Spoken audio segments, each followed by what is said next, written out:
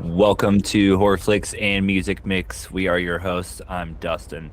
And I'm Kevin, and tonight we have a special guest. We have director Matthew Schmidt. Matthew is a director, writer, editor known for movies such as Happy Birthday Hannah from 2018, Tales of Found Footage from 2019, and the short film we are discussing tonight, Mr. Sandman from 2024. He is the founder of Acres Films, which specializes in independent horror films. Welcome, Matthew.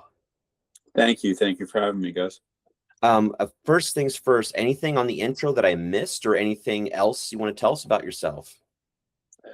No, I think you covered it pretty well. I do always want to give credit to, my right-hand man, Brandon Berkeley, who produces a lot of these films. I want to make sure that people know it is a team effort. Absolutely. Well, I mean, the first things first then, when were you first exposed to horror films? What kind of got you into the world of horror? Oh, wow. The first exposure is pretty easy. The 1981 television broadcast of Halloween. I was 6 years old, and my older brother and older cousin thought it would be hilarious to plot me in front of the TV while my parents were out and make me watch every frame. So a Nice. lifelong nightmare / fascination with horror movies was born instantaneously. So that's where the seed was planted, that's for sure. But I've always been a lover of all movies. I just all genres. I grew up very much a movie kid. I not only grew up going to movies like most kids, but I had an uncle that had just a massive movie collection, and he exposed me to so much. And it was just a love affair from the beginning. It's my favorite medium. It really is, mainly because what fascinates me about movies is the fact that you have all these different art forms and they are mashed together, but when it's done right, that means they were married together correctly too. So it's not just that individually they have to be great, like great music, great visuals, great acting, great cinematography, but it has to also marry together. You could have a great special effects movie, but if the writing is not on par, you're going to be left pretty flat. So it's such an impressive medium to me because when done right, it means that there was a lot of hard work and a lot of talent came together. Nice. Excellent. Out of let's say maybe your uncle's collection, what would be your favorite scary movie? Oh, wow. It's debatable because some people consider this a horror, and there's a common debate that this is actually a summer blockbuster and not a horror, but it's Jaws. I had a feeling we were going to say Jaws. Sweet. Yeah. I think it's horror. I mean, it's pretty scary. Yeah. I think it's very Hitchcockian inspired. So I would put it in the horror category. But if we take that debate away and I go just pure, undisputable horror, it's The Exorcist. Nice. Two really good films. Perfect. Well, then my question is, obviously, I always, we don't get to speak to directors as often. So I always just find it fascinating. Like what just drove you to be like, you know what, I want to make movies? When did you first decide this? What inspired you to do it? And did you have certain directors you were trying to get influenced by, or kind of what was your road onto that? Again, going back to the love of movies, the influence came from the generation that I grew up in. I grew up in the school of Spielberg. I grew up in the school of Dick Donner. I grew up in the school of George Lucas. I grew up with those, frankly, cinematic legends. And I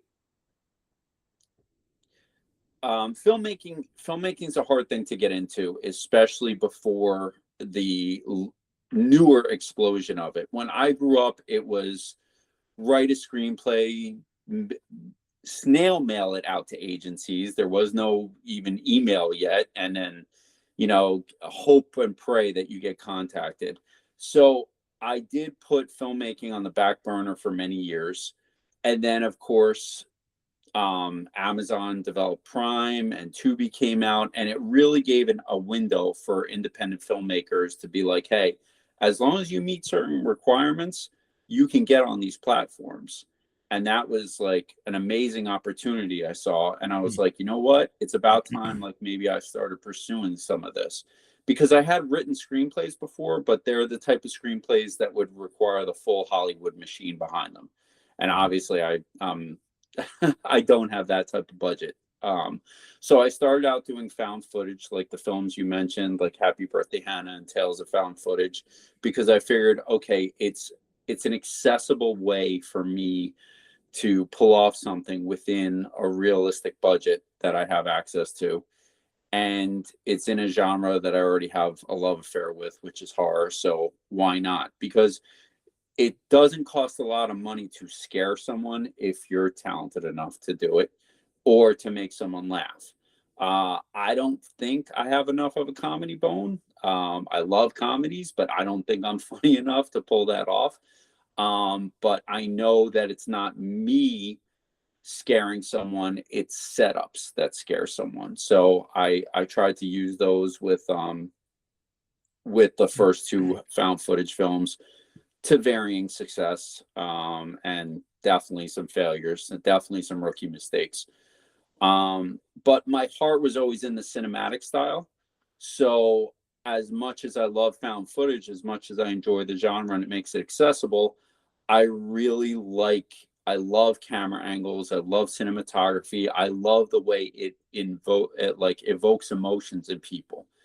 And I really wanted to get back to that. And that's where Mr. Sandman came in, is I really wanted to make a cinematic style film. Well, you just answered my question. Basically, I was going to ask what the inspiration for Mr. Sandman was. It sounds like, yeah, just getting back into that style. Well, yeah, but the inspiration for Sandman itself is, from coming from screenwriting, I did learn a lot about making things as primal as possible. Because when you make something primal, at least it'll be relatable. Now, how good it is, that's not up to you. That's up to audiences. But at primal, at least you're going to hit on certain chords. And I said, okay, well, what's one of the most primal fears of horror? It's the fear of the dark, the fear of the unknown, not knowing what's in there. I'm like, okay, well, whose perspective is that most fearful from? A child's perspective. And I said, okay, well, either we have children or were children at one point, and it doesn't matter what race, gender, culture you come from, you were a child at one point and you experienced that fear of the dark. So I knew if nothing else, it'd be relatable, because our imagination puts things in the dark as a child, even when there's nothing there.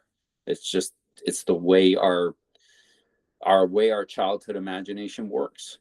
So I was like, okay, I have that. But obviously, I did not want to leave the threat empty. I wanted to put an actual threat in the dark. And I was like, well, what can I do? I could put some type of monster in there. And then it just hit me. And I'm like, Mr. Sandman. Almost every child, every culture knows Mr. Sandman in some way, shape, or form. So that was really the inspiration for that. I like it. Yeah, I mean, that kind of yet again answers my question. I love that they're kind of bleeding through, because earlier you said that, with your first two films, you said that there were some things that you learned. So what are some things you took from your first two projects that you were able to learn from bringing it into this more recent film with Mr. Sandman, other than, of course, changing from found footage to more of a cinematic experience? The one thing I really did learn, and this is probably the biggest lesson, is to not compromise my vision. And the reason I say that is because on the first two films, I was new. I was working with actors and actresses that I didn't really know, weren't just friends of mine. So I felt like everybody was like just doing me a favor being there, even though I was compensating them, I still felt like I was getting a favor done to me, and I was afraid to express really what I wanted them to do and wanted to get out of it. And it unfortunately, it came at the expense of the films to a certain degree. So in this, I was uncompromising in what I wanted.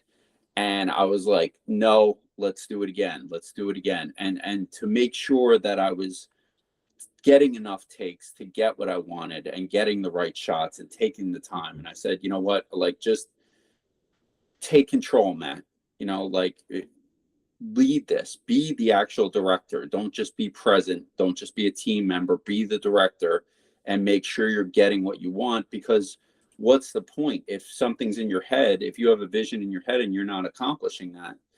What is really the point? You're going to be disappointed. The audience is going to be disappointed. And, unfortunately, that was the case with the first two films. Is there was a lot of compliments and there was just as many, in some cases, even more detractors, and rightfully so. I, including myself, I was upset with a lot of the results. So I really wanted to be uncompromising on this one, and I think that was the biggest, most important lesson I took from the first two films. Yeah. So I guess, yeah, Kevin and I agreed on this one. First off, thanks for reaching out to us. That was me. I control all of our social media. So I was just like, hey, email it. Otherwise it's going to get lost in here. And I checked out the movie and I was like, yeah, Kevin, you should watch this. And the biggest highlight for both of us was the sound design and with the atmosphere, with the whooshing, the ethereal whooshing, all that good stuff. Yeah, tell us about the process of crafting the sound design for this film. Yeah, like I said, I am very much a student of films I love, and one of my favorite horror films, and personally, what I feel is the most underrated horror film of all time, is Exorcist 3. Oh, we just covered that recently. Love that film. Yes, very underrated. Excellent film. Way better than the second one. Yes, well, yeah, yes, that goes. Gosh. by far. Yes. The one I consider the only true sequel to the original. Agreed. And stands up pretty good next to it. I really honestly feel that way. And I'm glad that it's starting to get some recognition amongst the horror community, that it didn't on its first initial run, but that's a conversation for another time, I'm sure. But they did a trick. Instead of having music, they used only organic sounds throughout the entire soundtrack. And I fell in love with that idea, especially when I'm trying to make a nighttime film that's supposed to be a very quiet space for the main character. And she's supposed to hear things and she's supposed to see things and stuff. So I wanted really organic sounds. And a lot of the sound effects I found sounded somewhat like music. So you think you're hearing a score when really most of the time, with the exception of the Dance Macabre and Swan Lake, with the exception of those two, you think you're hearing a score, but you're actually just hearing organic sounds mixed together to create that atmosphere of hearing things at night. So that's really where I stress that on the sound design. Awesome.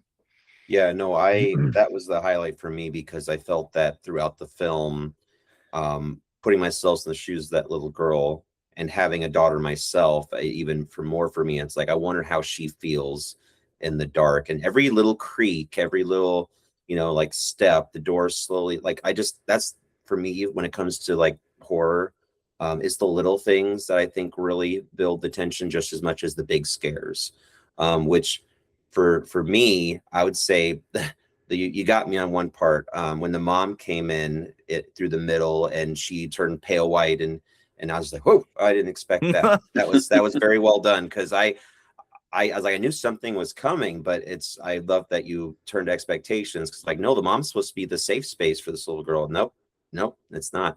I really appreciated that. So then I was wondering, well, that's probably one of my favorite parts of the film. So I know it's always really tricky to ask this, but what would you say your most proud part of the film is? Maybe like a favorite scene, a favorite shot, something like that.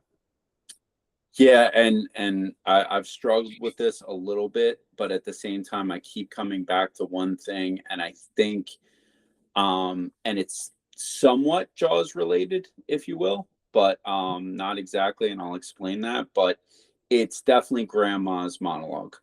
Hmm. Absolutely, because what happened with that is, you get a picture in your head of how you want something to be. And when it actually comes together exactly how you envisioned it, that is such a emotional high for any type of artist or creator. And it just gave me such a high that, like, her dialogue was pitch perfect, her cadence was pitch perfect. The camera moved at the exact, zooming in on her as she's giving her speech, the exact speed I wanted to achieve there. um that that was such a thrilling moment for me, and it happened so early on in the film too. I believe it was the first night of shooting too. So Mhm. I was so happy with that it really carried me through what turned out to be a pretty difficult shoot.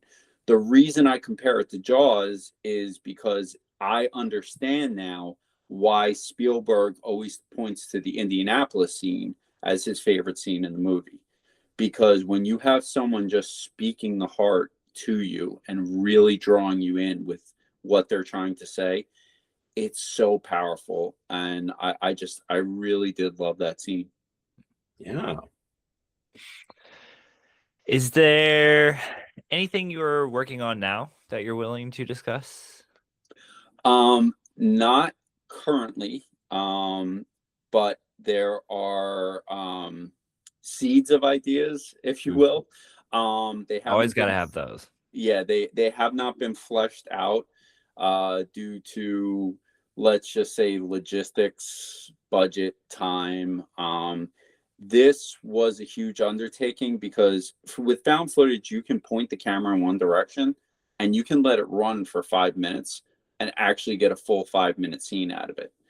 With cinematic style, it is like 12 cuts per minute, and you have to set up each angle, each shot, lighting, multiple takes. It is Cinematic style is a much more time consuming process, and for this 35-minute film, roughly, there were over 250 shots, and that's a lot to do when you work full time. Your daughter's obviously a full time student, plus a competitive athlete. Plus, you can only film at night. Plus, you're filming in your own house. You have to ask your wife and your other child to be quiet on the weekends and stuff. Yeah. It was a huge undertaking. So, I have to figure out. I'm done filming in my house. Let me put it that way. Mhm. I have to really figure out a way with time and budget I can tell a story that I'm passionate about, because if you don't tell a story about that you're passionate about, I don't think you're going to get a good result. So Yep. there are seeds of things, but they'd have to be fleshed out in logistics. Yeah. No, fair enough. Fair enough. Now, obviously, with the horror community, I think that a lot of us are always trying to be aspiring filmmakers, but we always get, cold feet. And we're wondering if you would give advice to any other aspiring filmmakers, whether it's ourselves, listeners, whomever. What advice would you have, and what would be the best thing to keep in mind as you move forward if you want to become a filmmaker? Well, the great news for any amateur filmmaker right now is all you need to start Yeah. is that this movie was shot on the iPhone. Wow. And it was shot using an app called Filmic Pro, in which you can control shutter speed, frame rate, Maybe some people know this, maybe they don't. I'll just throw it out there. Video is 30 frames per second. That's what you film at with your phone. Film is actually 24 frames per second. This app allows you to adjust the frame rate to a film style, and YouTube was my best friend on a lot of these technical issues on how to set it up perfectly. So you can YouTube how to use Filmic Pro very easily. So that's just the technical side of it. As far as getting cold feet, as far as starting, look around you. Every town has a scary patch of woods, a dark street, something. Start out making micro shorts. Test yourself.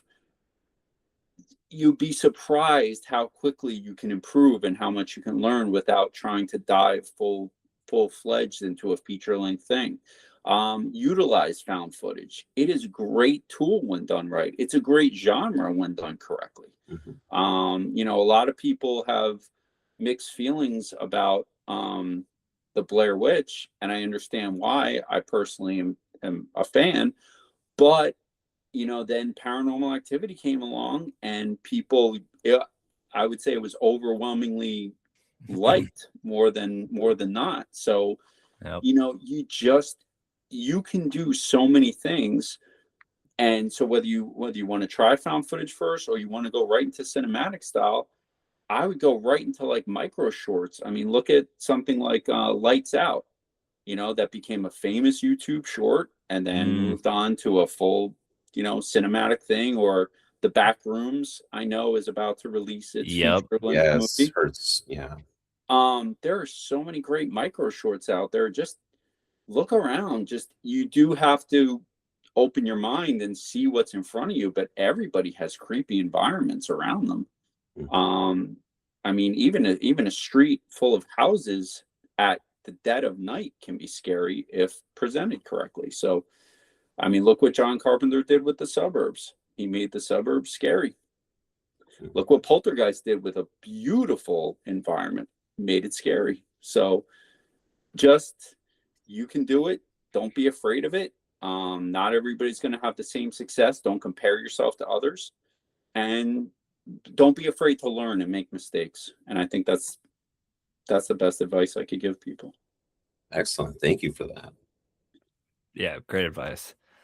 This is the last but most important question. Have you watched anything good lately?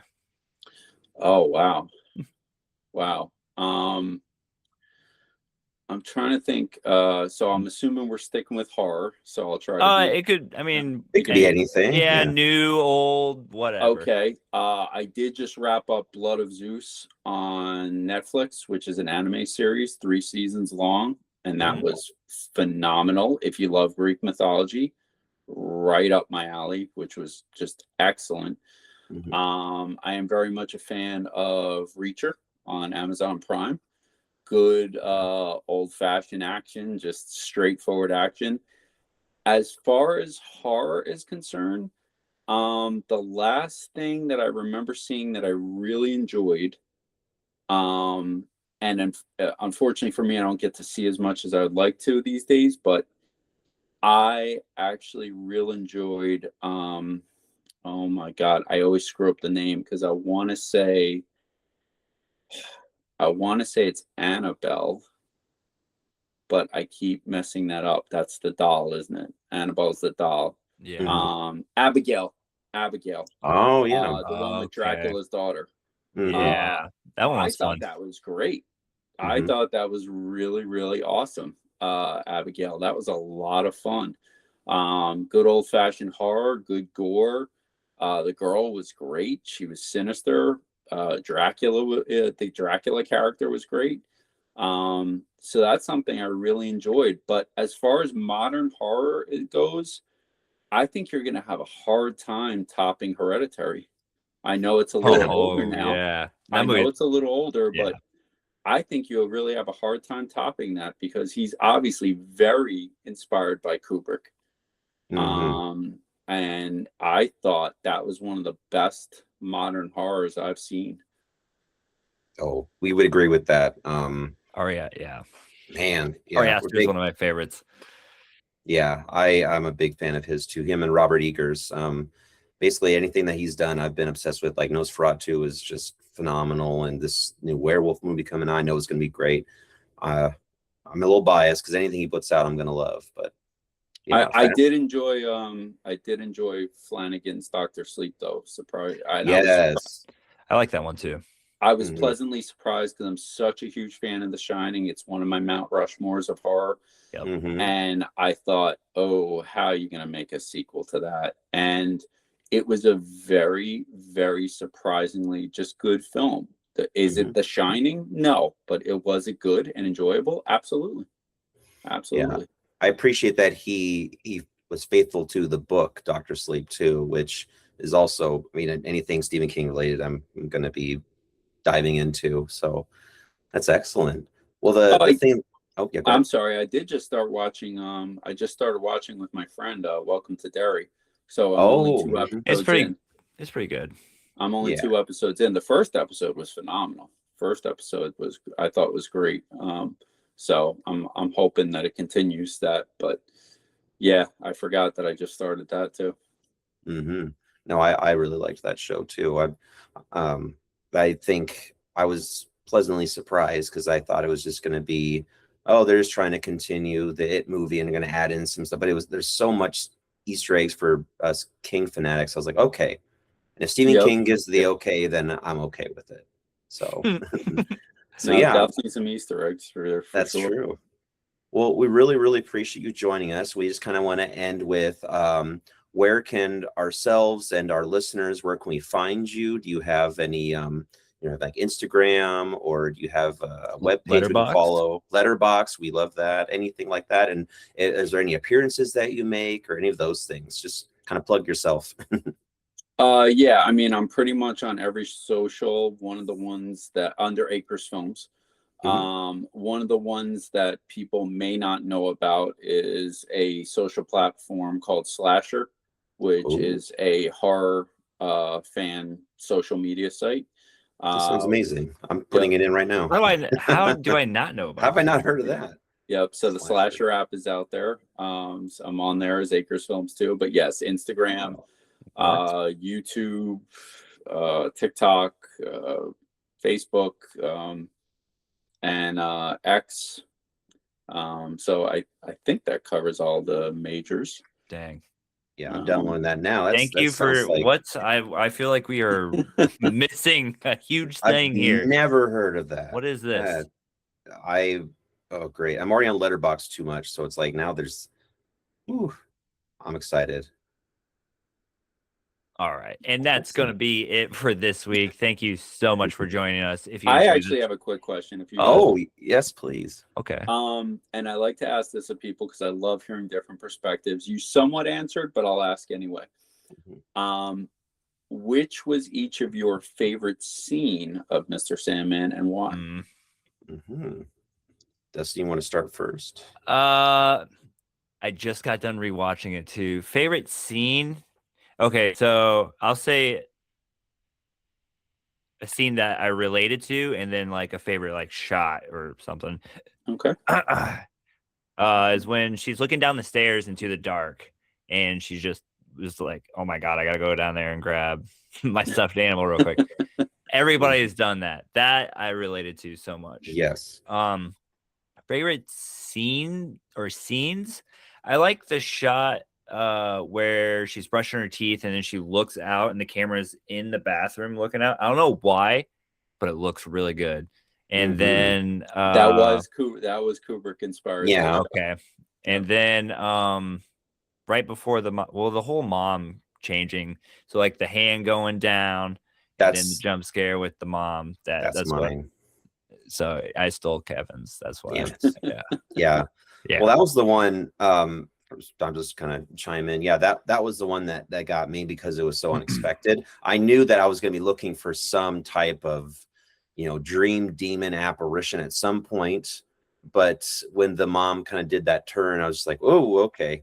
I thought that was very well done. And just really, I just felt the I thought that the child actress did a phenomenal job of showing that anxiety and fear.